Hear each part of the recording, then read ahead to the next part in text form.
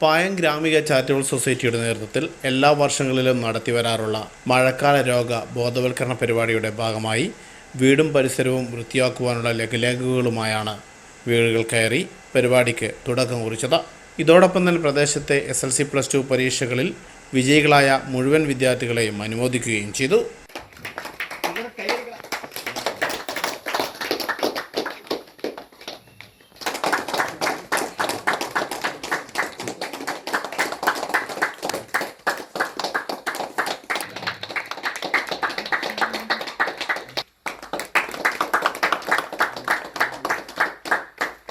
പരിപാടി പായം പഞ്ചായത്ത് അംഗം P. പങ്കജാക്ഷി ഉദ്ഘാടനം ചെയ്തു.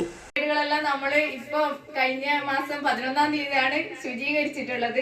എന്നാലും എല്ലാവരും മാലിന്യങ്ങൾ വലിച്ചെറിയുന്നൊരു ഇതാണ് കണ്ടുവരുന്നത്. അതിന് എല്ലാവരും ഒരാളൊറ്റക്ക് വിചാരിച്ചാലൊന്നും ഇത് ശുചീകരിക്കാൻ പറ്റുകയില്ല.